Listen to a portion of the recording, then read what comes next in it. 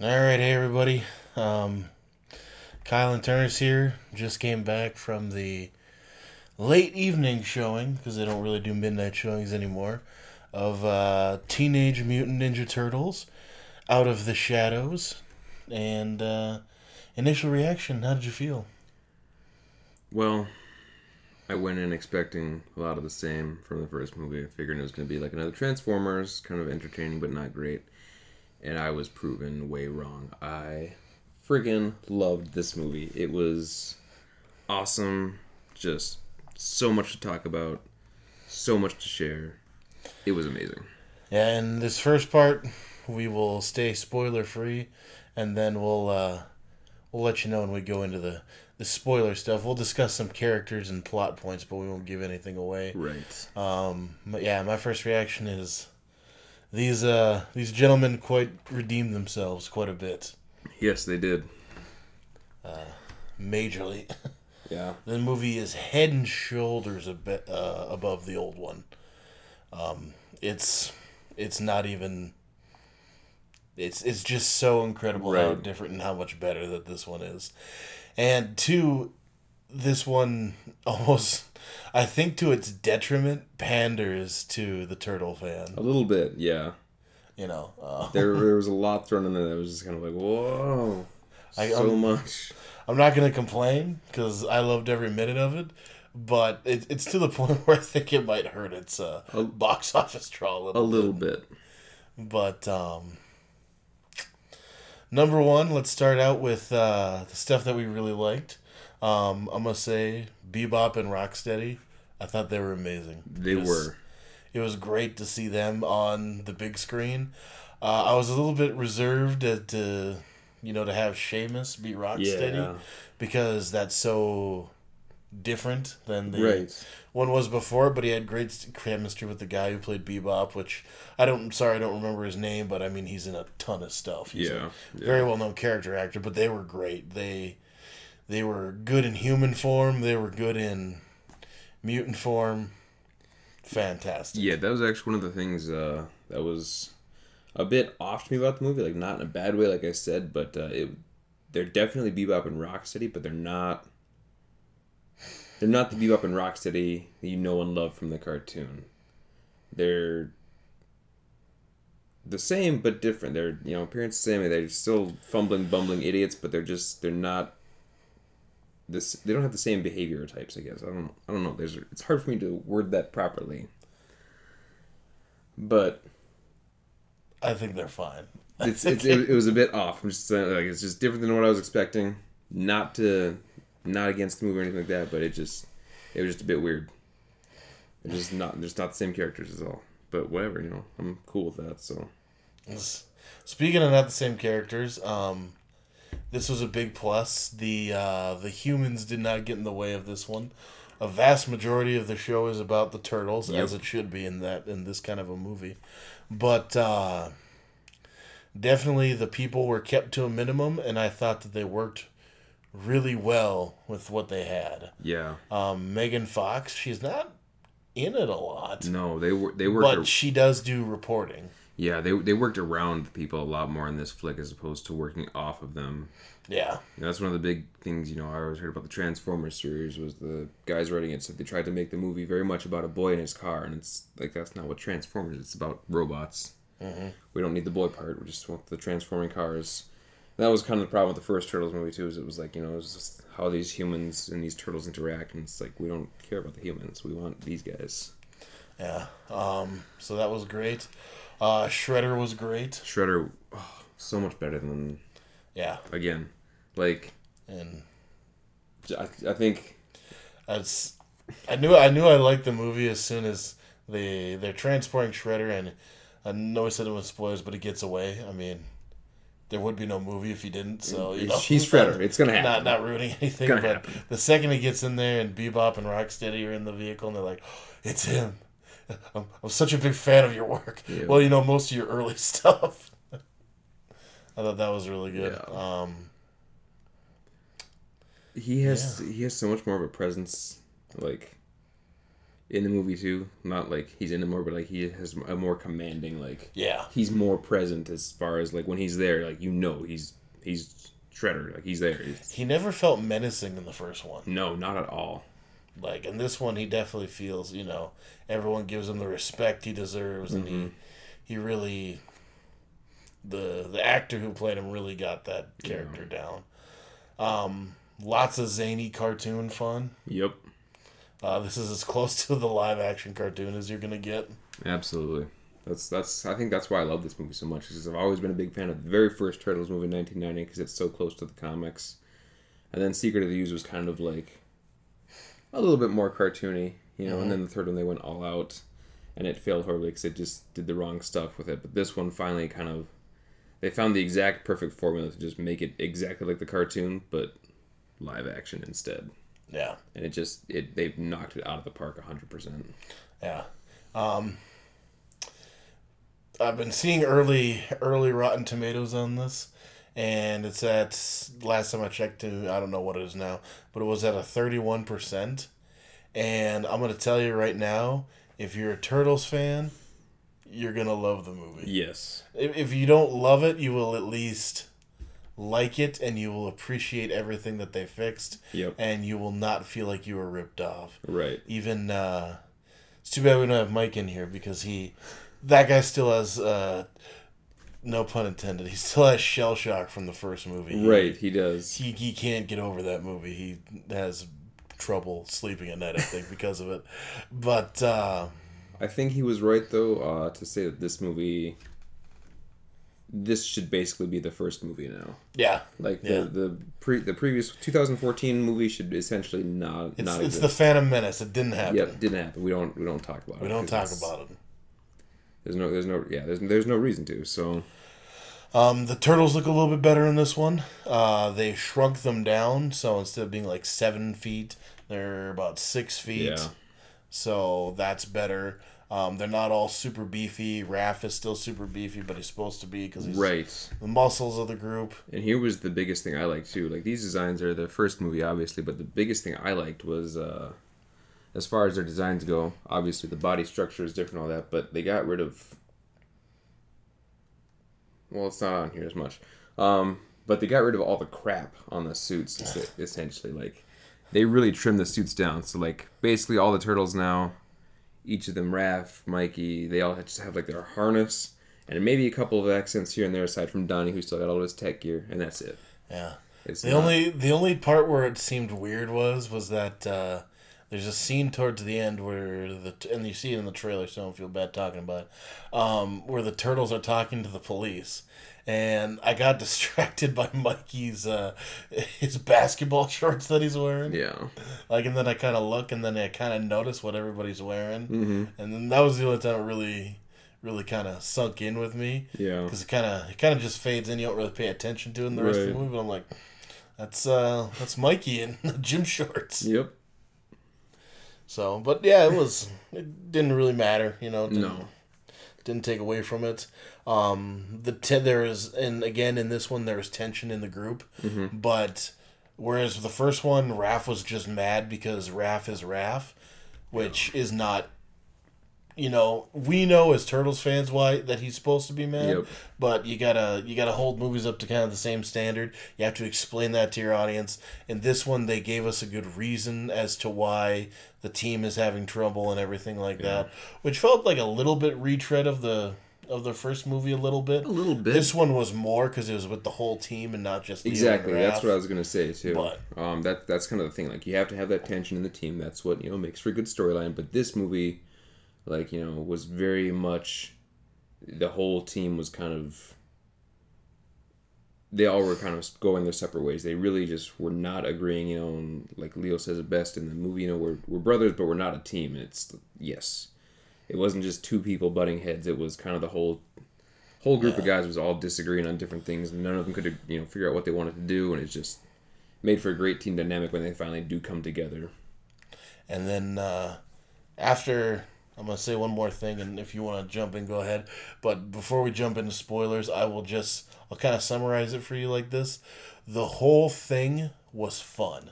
Yes. The story is weak, but I mean, it's a Michael Bay movie. Yeah. It's he doesn't care about story. Michael Bay production. Correct. Excuse me. Yep. Platinum Dunes. He did not direct this or write it, but the movie is definitely enjoyable, good. If you ever like that 80s cartoon show, you're really going to enjoy this. Absolutely. All right. Now let's really dive into it. If you don't want the movie ruined for you, we're stopping right here. This is this cutoff point. First big thing is Casey Jones is much, much different than he was in any other iteration he's ever been in. And that was surprising to me because I'm a huge, huge, huge Casey Jones fan. He's like, he's my favorite turtle essentially, aside from Raph. So when I saw that, when he was revealed to be a corrections officer, and I was kind of like, what? I don't know how to feel about that. I didn't like it at all. I was just like really turned off by it. But then as the movie went on, I just kept going, oh, okay. Like it makes sense, yeah. And it gets you where you need to go. But I think because like in that first movie, we have that to compare it to. Casey is so much cooler, in my opinion. And my other big thing too with Casey Jones is he's got a very nice car for a police officer. Yeah, that was a bit weird. And he's not even a detective, so he's very much so, he's either a beat cop or he's a corrections officer. He's a corrections officer, and that they don't make the kind of change to have the kind of vehicle that he does. No. So he's got a really nice SRT. Yeah. Whatever vehicle it was, but it's a Michael Bay movie, and or production, excuse me. He's got to have his nice cars. It's probably secretly a Transformer. Yeah, which doesn't bother me, I guess. Yeah, because it's nice. Just one thing, I was like, no, he would not have that. Right. That's the first thing I said when I saw the car too. Just like that's not possible. I was watching some other reviews, and I agree with them totally. If anybody watches Black Nerd Comedy, his channel. Basically, that's Tyler Perry's spirit animal in this movie. Pretty much, yeah. That's Baxter Stockman 110%. It's crazy. It's some of the same mannerisms, kind of the same kind of laugh, kind of. Yeah. Makes you wonder. It makes you wonder. Which he was good. Oh yeah. He was good. Tyler Perry, no complaints. Like I said, I don't know if I've said it before, but I was hoping that there's some ooze would get on him and he'd transform into Medea. Unfortunately, that never happened. We can dream. And because Medea would, help the turtles in the final act, and then, she'd explain the lesson to family to everybody. Yeah. Some allegory about a tree. I don't know. I saw some video where Medea breaks it down, something about a tree and roots, and some people are branches in your life and they break off, and it's a whole thing. It would have really, really brung the movie together, full circle. But no, we don't get that. Karai, absolutely wasted. I would not agree, but not disagree. She was recast for this movie. She says 6 lines, 5 or 6. But she was wasted in the sense of she could have done more, but she was utilized better than in the first movie. Because in the first movie, she was literally just a commando, like just led one of Shredder's, troops. Yeah, and in this one, she's very clearly second in charge. Yep, she walks around, she follows Shredder, she speaks when she needs to speak, and that's it. And it's very much like she's, why she's there. So that's actually kind of one of my biggest things too with this movie. Is I was going to say about Casey Jones too. Is that one of the big questions you always got to ask with movies? Is why? Like, could a different character have done this? Why would we write Casey Jones as a corrections officer if we could just have a different character do it? Mm-hmm. But that was the cool thing about it. Is like as I was watching the movie, I kept going, From a storytelling point, it's nice that he knows right. the chief, that he talks to the different police. That they worked him in there in a way that makes sense, and to add another character to do that instead would just clutter it up, and I'm glad that they did it the way they did. Same with Karai, Stockman, everything. I mean, all the characters in this movie are there for a reason. Even Vern. Vern, who was great. Great comic relief, but even he ends up serving a purpose at the end of the movie, and it's awesome. Like they set it that up from the very beginning, so it's awesome. They did a great job with all the characters. Megan Fox making me feel uncomfortable in my chair again. Mm-hmm. Because April was always hot, but she shouldn't be. Yeah. Schoolgirl. And there's a part too, you see it in the trailer where she that's a big problem with this movie, I think, is you can say almost every scene you've seen it in the trailer. Mm-hmm. I think they gave away way too much, but she does a little tie off for their midriff and she's walking around. In the beginning of that scene, she clearly has pants. Mm-hmm. At the end of it, she just has she's got thigh-high stockings. Like what? She clearly took off her pants, lost her pants somewhere in Grand Central Station. Yeah. And she just steals clothes like it ain't no thing. Well, she is a reporter. Yeah. So she's got that going for her. Which Mike also pointed out to us. She was fired at the end of the last one. They never established that she has a job or anything. She's just hanging out with the turtles. Yep. So I don't know if she's got money or just kind of bumming around. Just bumming it, or who knows? Maybe. If she's stealing clothes, maybe she is bumming it. You never know. I mean, she could be a model. She needs to look into that. She could easily. Krang. How'd you feel about Krang? Yeah. Yeah, same. It was cool to see him. Right. He's never, even to me in the cartoon, he's never been a huge deal. Mm-hmm. Like he's fun, and all that. But I never really understood the appeal of him as a character, because he's basically there to just yell at Shredder and then either come up with the plans or come up with the plans and then screw them up later. Mm-hmm. Like he serves no real purpose. So in this movie, like, he did his job and he was fun to have, but he's really not that big of a deal for me. So no, there was, and I gotta say it, like there was the one line in the movie that he says it just rubbed me, like completely unnecessary joke they threw in there where he's being put back into his robot body and he's like, put me in, and then the guy just like shoves him in there and he's like, ah, and he gets all like messed up, and it's almost like they let the cameras roll for a couple seconds too long, because Shredder like leaves the scene and then this happens. You're like, what's going on? Why is this happening? Like, this scene is over with now. Let's leave.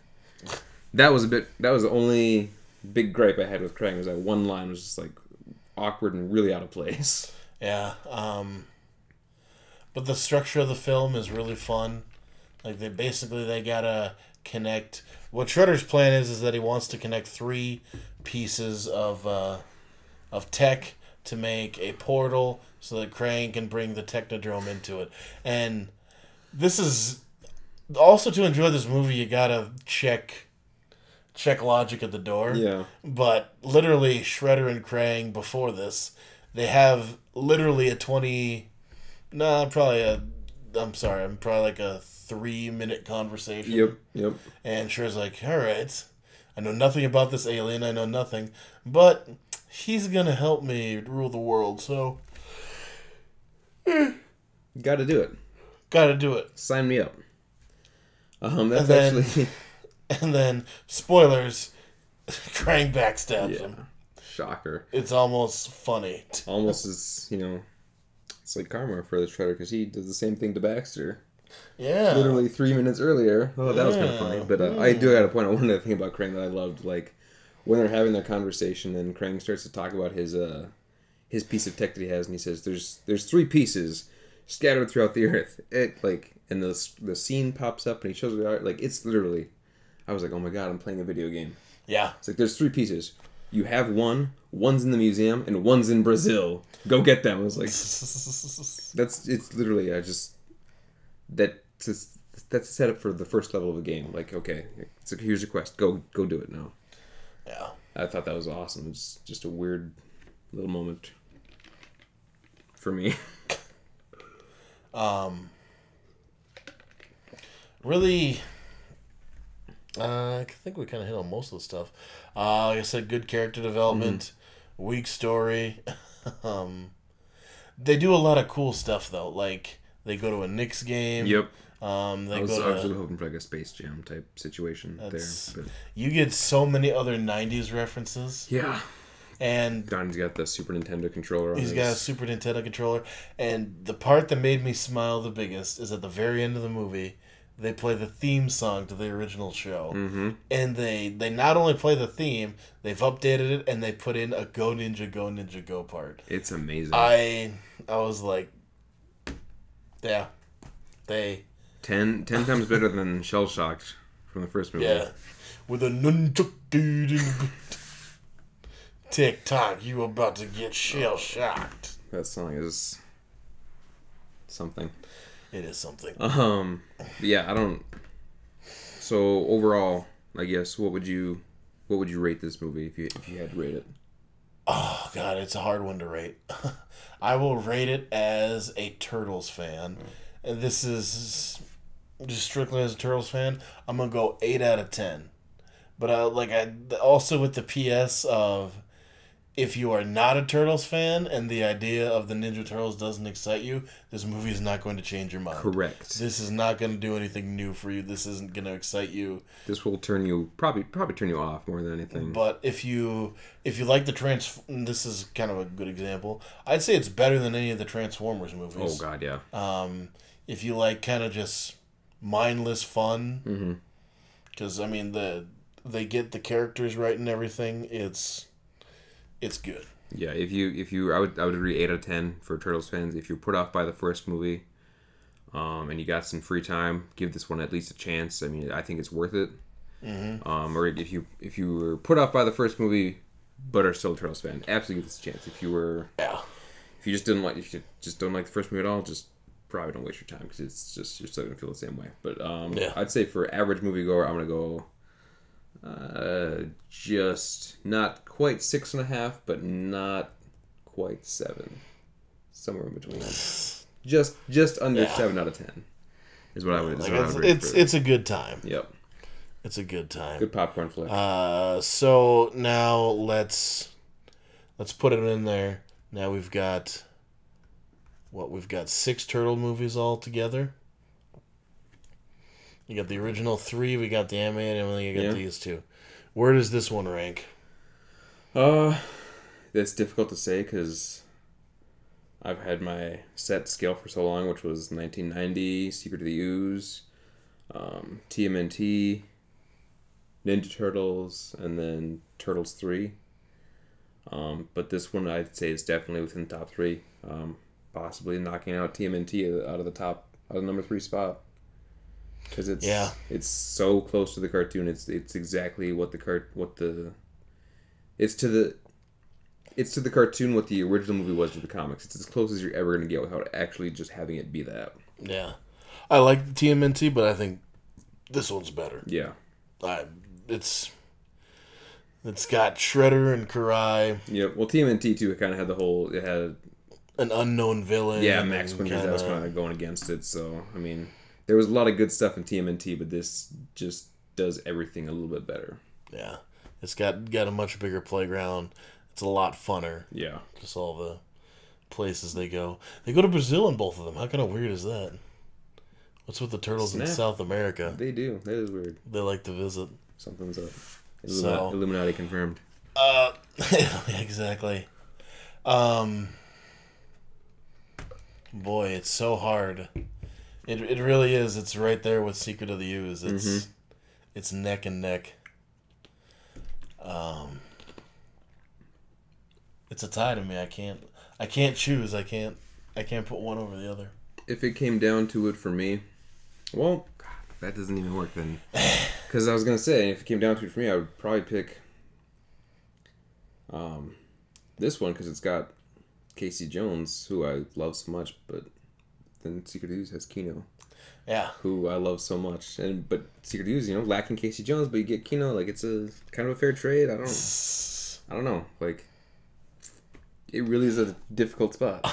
I'm gonna do this. I'm gonna say Secret of the Ooze because Vanilla Ice is only referenced in this movie. Yeah. Where he shows up in the other one. That really would have put this one over the top for me as well, if he was actually there.